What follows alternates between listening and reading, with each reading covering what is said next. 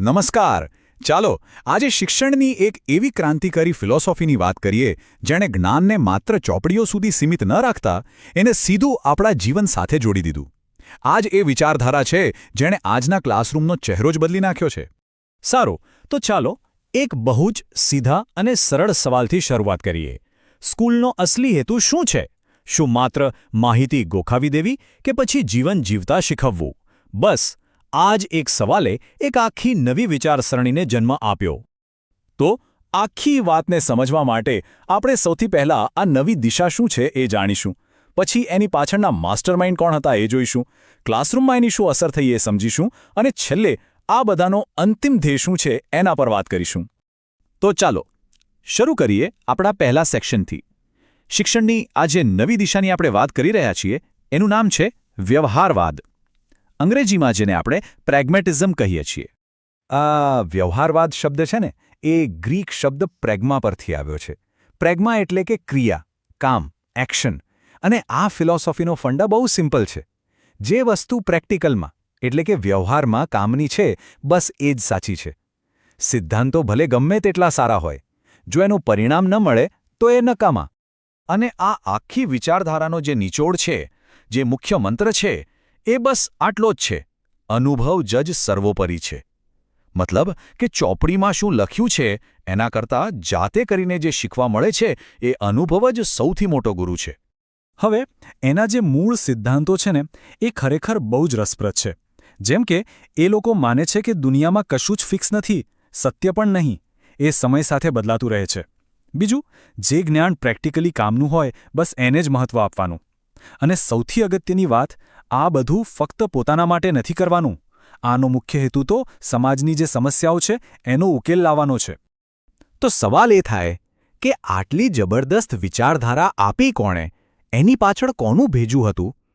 ચાલો હવે એવા કેટલાક દિગ્ગજોને મળીએ જેમણે શિક્ષણની આખી રમત જ બદલી નાખી. આ લિસ્ટમાં સૌથી પહેલું નામ આવે છે ચાર્લ્સ પિયર્સનું. એમને ફાધર ઓફ પ્રેગ્મેટિઝમ એટલે કે વ્યવહારવાદના જનક કહેવાય છે. આખી ફિલોસોફીનો પાયો એમણે જ નાખ્યો હતો. પછી આવ્યા વિલિયમ જેમ્સ. એમનું કામ બહુ જ મહત્વનું હતું. એમણે પિયર્સના જે થોડા અઘરા વિચારો હતા એને એકદમ સરળ ભાષામાં સામાન્ય લોકો સુધી પહોંચાડ્યા. કહી શકાય કે એમના લીધે જ આ વિચારધારા પોપ્યુલર થઈ. અને પછી આવે છે આ ચળવળનો સૌથી મોટો ચહેરો, જ્હોન ડ્યુઈ. આ એ વ્યક્તિ છે જેમણે આ બધા વિચારોને ખાલી કાગળ પર ન રહેવા દીધા. એમણે આ સિદ્ધાંતોને સીધા સ્કૂલ અને ક્લાસરૂમમાં લાગુ કર્યા. એટલે જ શિક્ષણમાં વ્યવહારવાદની વાત આવે એટલે જ્હોન ડ્યુઈનું નામ સૌથી પહેલાં લેવાય છે. ઓકે, તો થિયરી તો બહુ થઈ ગઈ, પણ આ બધું ક્લાસરૂમમાં દેખાય કેવું? ચાલો હવે એ જોઈએ કે પ્રેગ્મેટિઝમ પર ચાલતી એક સ્કૂલ ખરેખર કેવી હોય છે. જુઓ, વ્યવહારવાદી સિલેબસ એકદમ અલગ જ હોય. એમાં એવા વિષયો પર ફોકસ કરાય જે રોજિંદા જીવનમાં કામ લાગે, જેમ કે ગણિત, વિજ્ઞાન, ભાષા. અને આ સિલેબસ બધા માટે સરખો નહીં, પણ દરેક બાળકની રુચિ અને ક્ષમતા મુજબનો હોય. અહીં ગોખણપટ્ટીને કોઈ સ્થાન નથી. બધું જ એક્ટિવિટી બેઝડ હોય. જેમ કે અલગ અલગ વિષયોને ભેગા કરીને કોઈ એક પ્રોબ્લેમ સોલ્વ કરવો. અને શીખવવાની રીતો પણ એટલી જ પ્રેક્ટિકલ. જેમ કે પ્રોજેક્ટ મેથડ, જેમાં કોઈક ટાસ્ક પૂરો કરતાં કરતાં શીખવાનું, અથવા પ્રોબ્લેમ સોલ્વિંગ મેથડ, જેમાં વાસ્તવિક સમસ્યાઓનો ઉકેલ શોધવાનો. પણ આ બધી પદ્ધતિઓના કેન્દ્રમાં એક જ વિચાર છે. અને એ વિચાર છે લર્નિંગ બાય ડુઇંગ, એટલે કે કરીને શીખવું. બસ આ એક જ વાક્ય આખી ફિલોસોફીનો સાર છે. જ્યાં સુધી કોઈ વસ્તુ જાતે ન કરો ત્યાં સુધી એનું સાચું જ્ઞાન મળતું નથી. અનુભવ જ પાક્કું જ્ઞાન આપે છે. આવી સિસ્ટમમાં ટીચરનો રોલ પણ બદલાઈ જાય છે. હવે ટીચર કોઈ લેક્ચરર નથી, પણ એક ગાઈડ છે, એક સલાહકાર છે. એમનું કામ શીખવા માટે સારો માહોલ બનાવવાનો છે.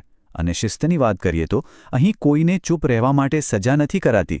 શિસ્ત તો જાતે જ આવી જાય છે જ્યારે બાળકો ગ્રુપમાં સાથે મળીને કોઈ પ્રોજેક્ટ પર કામ કરે છે. આ બદલાવને બરાબર સમજવા માટે ચાલો જૂની વિચારધારા એટલે કે આદર્શવાદ અને નવી વિચારધારા એટલે કે વ્યવહારવાદ વચ્ચેનો તફાવત જોઈએ. જો આદર્શવાદ વિચાર અને આધ્યાત્મિકતા પર ભાર મૂકે છે, જ્યારે વ્યવહારવાદ સીધો એક્શન અને અનુભવ પર. આદર્શવાદ માને છે કે સત્ય હંમેશા એક જ રહે છે, જ્યારે વ્યવહારવાદ કહે છે કે સત્ય બદલાતું રહે છે. જૂની સિસ્ટમ ટીચર સેન્ટર્ડ હતી, નવી ચાઇલ્ડ સેન્ટર્ડ છે. અને છેલ્લે આદર્શવાદનો ધ્યેય વ્યક્તિનો પોતાનો વિકાસ હતો, જ્યારે વ્યવહારવાદનો ધ્યેય આખા સમાજનો વિકાસ છે. કેટલો મોટો ફેર છે ખરું ને? તો આ બધું આપણે સમજી લીધું, પણ આ આખી મહેનતનો, આ નવી સિસ્ટમનો અંતિમ ગોલ શું છે? આ બધું કરીને આપણે ક્યાં પહોંચવા માંગીએ છીએ? જુઓ, વ્યવહારવાદી શિક્ષણનો અંતિમ હેતુ કોઈને પરીક્ષા પાસ કરાવવાનો નથી, પણ જીવન માટે તૈયાર કરવાનો છે. એનો હેતુ એવા નાગરિકો તૈયાર કરવાનો છે જે સમાજમાં સારી રીતે હળીમળી શકે, જેમની પાસે પ્રેક્ટિકલ સ્કિલ્સ હોય, જે બદલાતી દુનિયા માટે નવા વિચારો અને મૂલ્યો બનાવી શકે, અને સૌથી અગત્યનું, જે આવનારા કોઈ પણ પરિવર્તન માટે હંમેશા તૈયાર હોય.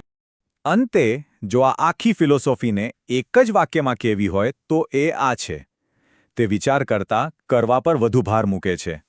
મતલબ કે ખાલી વિચારોમાં રાચવા કરતાં કંઈક કરી બતાવવું વધુ મહત્વનું છે. આ જ્ઞાનને જીવંત બનાવે છે. તો આ બધી વાત પછી એક સવાલ મનમાં જરૂર થાય છે. આજનો જમાનો જુઓ, કેટલી ઝડપથી બધું બદલાઈ રહ્યું છે. ટેકનોલોજી, સમાજ, નોકરીઓ, બધું જ. તો શું આવા સમયમાં આપણી શિક્ષણ વ્યવસ્થાને હજુ પણ વધારે પ્રેક્ટિકલ, વધારે જીવનલક્ષી બનવાની જરૂર નથી? આ સવાલ પર વિચારવા જેવું ખરું.